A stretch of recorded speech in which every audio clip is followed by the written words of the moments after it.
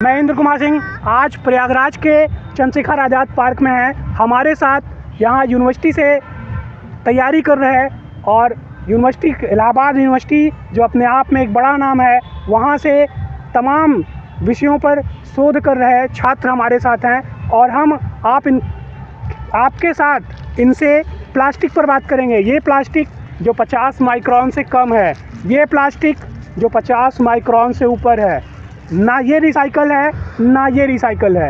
एक बड़ी समस्या है। इस बड़ी समस्या पे हम बात करेंगे। सबसे पहले ये 50 माइक्रोन से कम, 50 माइक्रोन से कम की पॉलीथीन सरकार की तरफ से बैन है, फिर भी बिक रही है। तो आप लोग युवा हैं, कुछ बताना चाहेंगे इसको सरकार किस तरीके से रोके? फर्स्टली जो यहाँ पे कंपनियाँ हैं जो इस प्लास्टिक को यूज करती हैं, सबसे पहले उन लोगों को इसे बैन करना होगा। कंपनी को वार्निंग दिया जाना चाहिए कि ये जो प्लास्टिक यूज हो रहा है इसके जगह पे कोई अल्टरनेट यूज करे। कागज़ का वो हो सकता है या फिर कुछ और हो सकता है। तब जब कंपनियाँ एक्शन लेगी तभी जाके ये प्लास्टिक बंद हो गए। लाइक अगर कंपनी दे रही है तभी हम लोग इसको यूज कर रहे हैं और दुकानदार को सबसे पहले बंद करना चाहिए इन सब चीज़ों को और एक्शन ले सरकार इस पर। सरकार बहुत से एक्शन लेने की कोशिश करती है, पर आप जानते हैं कि हमारे भारत में, जैसे मैंने अभी कोई एक वरिष्ठ से बात की थी 2 दिन पहले, उन्होंने बताया था कि हमारे भारत के अंदर भ्रष्टाचार नामक एक दानव है। ये दानव जो है विकास और ऐसी कोई भी चीज़ों को सुधरने ही नहीं देता। और इसी क्रम में आप इसी भ्रष्टाचार के क्रम में इसको समझ सकते हैं, क्योंकि हर माह छापा पड़ता है।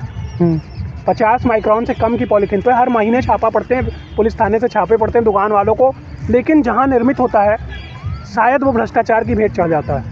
नहीं, ये तो कम से कम बैन हो गया था। भ्रष्टाचार इसको चलने दे रहा है। अब इसमें हम किसी विभाग का नाम ले, उचित नहीं होगा, लेकिन हमारे यहाँ का जो भ्रष्टाचार है वो इसे आज चलने दे रहा है। परंतु दूसरी जो सबसे बड़ी समस्या है, ये गुटखा की पैकेट, ये बिस्किट की पैकेट, चिप्स की पैकेट, हाँ, इसकी संख्या घट गई है, काफ़ी घट गई। बहुत से लोग अवेयर हो गए, झोले का इस्तेमाल करने लगे हैं। हम चाहेंगे कि आप युवा एक बार ज़रूर कहें कि हम सबको सब्जी लेने या छोटे मोटे काम के लिए मोटे प्लास्टिक या झोले का उपयोग करना चाहिए। एक बार आप बोल दीजिए। तो सभी देश के लोगों से अनुरोध है कि जब भी बाजार करने जाए, कोई भी सामान लेने जाए, तो कृपया प्लास्टिक का यूज ना करें। जो भी कागज़ से कम से कम करें या फिर जहाँ तक ना हो सके वहाँ यूज ना करें। और इन सब लाइक बड़े झोले का यूज करें जो कि प्लास्टिक से ना बना हो। कॉटन का झोला यूज़ कर सकते हैं उसकी जगह। ये एक बड़ी समस्या है। 50 माइक्रोन से ऊपर है, ये रिसाइकिल होनी चाहिए। एक दिन की सेल, मेरा ख्याल है 10 करोड़ तो ये होगा गुटखा। 1 करोड़ या इससे कुछ अधिक पर डे का सेल, ये पन्नियाँ होंगी ना? यस।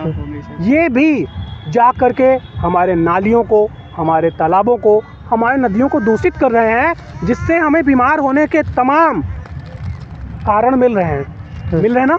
यस। इसका समाधान कहीं दिखाई नहीं देता। हम आप लोगों के माध्यम से ये चाहते हैं थोड़ा सा कुछ ऐसा बताइए, क्योंकि युवा हैं, भविष्य में आप हमारे देश का प्रतिनिधित्व करेंगे, बड़े बड़े पदों पर होंगे, तो आपके द्वारा ये संदेश देश को जाना चाहिए कि इसका समाधान हम कैसे कर सकते हैं। बैन नहीं कर सकते, क्योंकि बैन कर देने से करोड़ों लोगों के रोज़गार छिन जाएंगे, पर रिसाइकल का कोई प्राविधान तो होगा। हम इस पे बात करना चाहते हैं आपसे। तो जो बड़ी प्लास्टिक होती है, जो प्लास्टिक होती है 50 माइक्रोन से जो ऊपर वाली होती है, उनको रिसाइकल करके छोटे छोटे बास्केट्स या प्लास्टिक के खिलौने बनाए जा सकते हैं। पर इसको बनाना बहुत ही टफ है, बनता ही नहीं होगा आई थिंक। तो इसको रिसाइकल करना कंपनी के लिए भी एक बहुत बड़ी चुनौती है और सरकार के लिए भी चुनौती है। एल्युमिनियम फॉयल लग जाता है। एल्युमिनियम फॉयल है, तो से अलग करना, प्लास्टिक अलग करना तो बड़ी डिफिकल्ट काम है। तो इसको मैं यही कहना चाहूँगा कि इसको कम यूज करें और इसकी अगर जगह पे वो रिप्लेस हो सके तो उन लोग पेपर वाले तो उन्हें यूज किया करें, या फिर जो रिसाइकल वाले पॉलीथीन है वो यूज हो सके तो उसे यूज किया करें कंपनियों को। ये आपका कंपनियों से अनुरोध है? यस। सरकार को भी इनिशिएटिव लेना चाहिए। जो कंपनियां इस फील्ड में कुछ अच्छा करे उनको सपोर्ट करे, और जो मतलब एक कुछ स्कीम लाए जिससे जो कंपनियां रिसाइकिल करनी चाहिए उन्हें हेल्प कर सके, फाइनेंशियली भी हेल्प कर सके। जब तक सरकार फाइनेंशियली हेल्प नहीं करेंगी तब तक तो कुछ नहीं होने वाला है। अब कंपनियों के अगेंस्ट हम नहीं जाएंगे, लेकिन हमने कुछ वीडियोज़ के माध्यम से देखा था कि इसके अंदर जो पैकेट्स में होते हैं ये प्रिजर्वेटिव्स यूज़ किए जाते हैं, क्योंकि नॉर्मली थिंग में अगर हम कोई चीज़ बना कर रखते हैं तो 1 महीने के अंदर ख़राब हो जाता है। सालों नहीं ख़राब होता है इसका प्रोडक्ट। इसका मतलब कहीं ना कहीं तो शरीर को हार्मफुल तत्व तो इसमें डाले गए हैं शरीर के लिए, इनका यूज़ नहीं करना चाहिए, पर फिर भी लोग कर रहे हैं। तो कम से कम कंपनियां ख्याल रखें कि ऐसे पॉलीथीन ना दें जो रिसाइकिल ना हो सके। लेकिन अगर रिसाइकिल हो सकता है तो हम डीएम जी साहब के माध्यम से, आप लोगों के द्वारा डीएम साहब के माध्यम तक ये आवाज़ पहुंचाना चाहते हैं कि ये पन्नियों को रिसाइकिल करने के लिए ज़िले में, कस्बे में कम से कम 1 यूनिट तो ज़रूर हो। ऐसा नहीं कि रिसाइकिल नहीं हो रही, बड़ी कंपनियां कर रही हैं, हाँ, लेकिन अगर ऐसा नहीं हुआ, जैसे मैं गाँव में टहल रहा हूँ, आप लोग भी शायद गाँव से ही बिलोंग करते हैं, गाँव में जला दिए जाते हैं ये पन्नियाँ। जलाने से कार्बन मोनोऑक्साइड सीधा हमारे शरीर में जाता है, हमारे शरीर की तमाम कोशिकाएं नष्ट हो जाती हैं, नष्ट हो जाती ना। ये बहुत बड़ी समस्या बन चुका है, ना सिर्फ हमारे शरीर के लिए, हमारी मृदा के लिए, हमारे अंडरग्राउंड वाटर के लिए। ये एक ऐसा नासूर हो गया है, अगर इसका समय पर हम लोग ध्यान नहीं दिए तो शायद आने वाली पीढ़ियों को बीमारियों से गुजरना पड़ेगा। पीने का पानी नहीं होगा, खाने के लिए भोजन नहीं होगा, स्वच्छ हवा तो होगी ही नहीं। तो आप लोग कुछ संदेश देना चाहेंगे? संदेश ये है कि गांव में जैसे आपने बताया कि लोग जला देते हैं, तो इसे जलाया ना करिए। जो कचरे की गाड़ी होती है, जो भी सरकार भेजती है, उसे दे दिया कर, उसमें डाल दिया करिए, क्योंकि जलाने से सर ने जो बताया कि कार्बन मोनोऑक्साइड और ओजोन के लिए भी ये काफ़ी हानिकारक होता है। कार्बन मोनोऑक्साइड और सांस लेने में भी काफ़ी तकलीफ होती है। के बारे में भी थोड़ा दर्शकों को बता दीजिए, क्योंकि हमारे दर्शक ज़्यादातर गाँव से हैं, वो जानते भी नहीं कि ओजोन होता क्या है। तो ओजोन लेयर लाइक ट्रोपोस्फीयर के नीचे वाला पार्ट होता है, जो कि कार्बन मोनोऑक्साइड और रेफ्रिजरेटर वगैरह यूज करते हैं, जिससे जो वो निकलता है गैस, क्लोरोफ्लो, CFC, कार्बन मोनोऑक्साइड, ये सब जो होती है वो सब ओजोन लेयर के लिए बहुत क्षति पहुंचाती है। तो इन सब पे भी ख्याल रखा जाए। वायलेट किरणें नीचे आती हैं। यस। और जो AC वगैरह होते हैं, फ्रिज वगैरह, लाइक ये भी, इसका भी बड़ा हाथ है ओजोन लेयर के क्षति में। तो इसे भी अगर हो सके तो कम से कम यूज किया करिए।